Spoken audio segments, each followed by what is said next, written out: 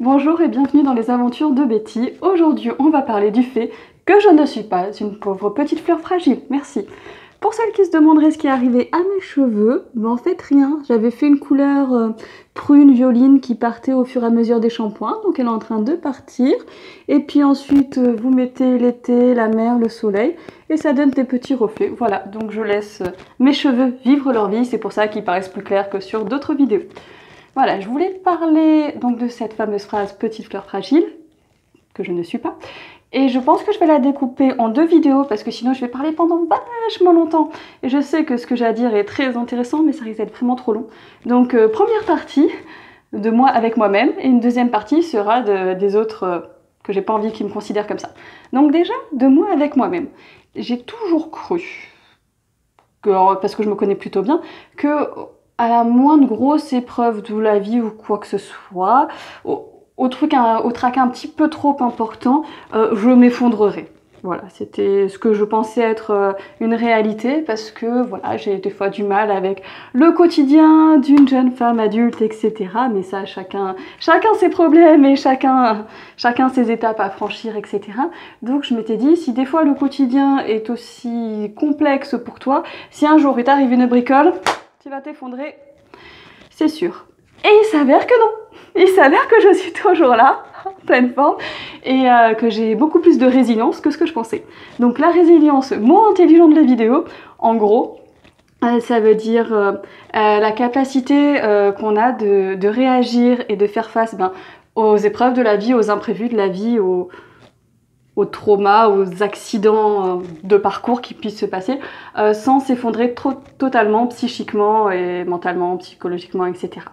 Donc en gros, c'est qu'à chaque fois qu'il vous arrive quelque chose, et ben vous arrivez à le surmonter sans forcément devoir, j'allais dire, être hospitalisé en psychiatrie pour grosse dépression ou quoi que ce soit. Je ne stigmatise pas ni ceux qui prennent des antidépresseurs anxiolytiques ou ceux qui se font hospitaliser.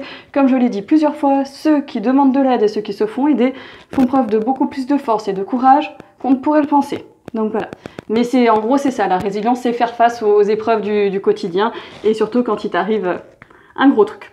Donc j'étais plus ou moins persuadée que je n'en avais pas, que s'il m'arrivait quelque chose, je m'effondrerais. Et j'ai découvert que finalement, on m'a diagnostiqué que j'avais un cancer, et que ça allait. Mais bizarrement, j'ai vachement mieux géré ça et tout ce qu'il y a autour que plein d'autres choses dans ma vie qui de vue de l'extérieur sont beaucoup plus faciles à gérer.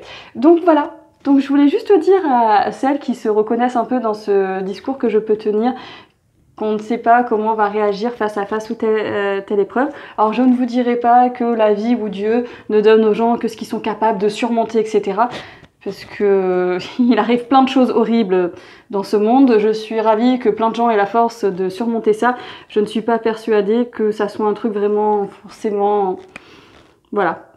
Bref, chacun ses convictions, chacun sa façon de voir les choses.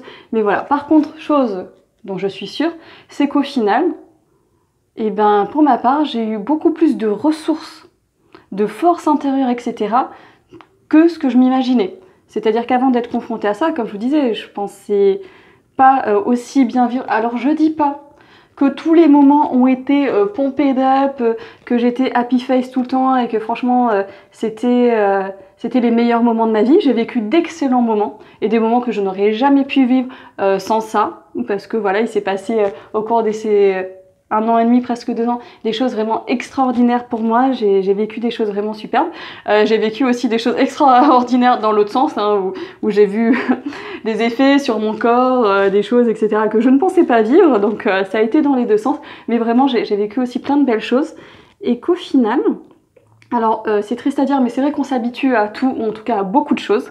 Et on s'habitue à aller en chimio, même quand on en a marre. Il y a des choses qui après deviennent énervante, épuisante à cause de l'accumulation, mais c'est vrai que mine de rien, le corps et l'esprit s'habituent à pas mal de choses. Et oui, en effet, je me suis aperçue que j'avais donc plus de ressources, et que ça soit donc à l'intérieur de moi, ou aussi au niveau de ce qui nous entoure. En fait, il y a des fois où on n'ose pas demander aux uns aux autres des choses qui pourraient vraiment nous changer la vie, nous faire du bien, que ça soit à notre entourage, au personnel soignant, aux associations, à ce que vous voulez, etc. Mais vraiment, il y a plein de ressources quand même mises à disposition Et c'est plutôt assez extraordinaire hein, parce que ça aide à mieux vivre les choses que quand on est tout seul à gérer tout ça. Mais voilà, je vous partage ça parce que c'était quand même quelque chose d'important pour moi, quelque chose qui m'a rendu fière de me dire bah, qu'au final, en fait, ça a été, au final, j'ai quand même su gérer le truc à ma façon. Je dis pas que ma façon est parfaite, je ne dis pas que c'est la meilleure des façons. En tout cas, c'est la façon qui, à moi, m'a convenu, qui, moi, m'a fait en tout cas le moins de mal possible, voire m'a apporté du bonus. C'est un peu pour ça que je vous partage plein de vidéos en ce moment sur plein de thèmes différents. Hein, parce que bah, en ce moment, je fais plus de coiffure avec des foulards parce que j'ai de nouveau des cheveux et qu'il fait méga chaud dehors. Mais au cas où vous en avez tout plein, c'est pour ça que je vous ai partagé plein de choses de mon quotidien pour montrer que le cancer, que les traitements, c'était pas qu'avoir un cancer, c'est pas que la chimio, il y a plein d'autres choses qui se jouent autour, etc. Qu'il y a plein de façons de le vivre, qu'il y a plein de façons de le penser et qu'on s'en rend pas forcément compte tous les jours. Mais de la force intérieure, alors je dis force plutôt que courage, ou plutôt que se battre, et ressources. Je préfère force et ressources que courage et se battre. Après, chacun met les mots qu'il veut, chacun met les définitions qu'il veut derrière et tout. Ça, c'est vraiment propre à chacun. Mais regardez en arrière, enfin, si vous avez déjà commencé le traitement, regardez en arrière et regardez ce par quoi tout vous êtes passé, tout ce par quoi vous êtes passé, et qu'au final, vous n'êtes pas à terre, vous n'êtes pas plus bas que terre, qu'au final vous êtes toujours là et que même si vous avez besoin d'aide, besoin de médicaments, en fait vous êtes toujours là, vous êtes là et ça c'est de la force, ça c'est de l'énergie.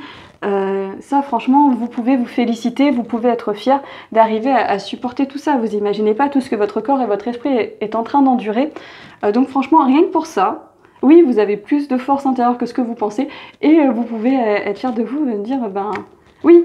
Enfin, je l'ai fait, je le fais, je suis en train de le faire, tout dépend où est-ce que vous en êtes. Mais vraiment, voilà. Ma pensée du jour, finalement. Je ne suis pas une pauvre petite fleur fragile, j'ai plus de force que ce que je pensais, et je vais tout déchirer. Voilà, sur ce, je vous dis à très vite pour de nouvelles aventures.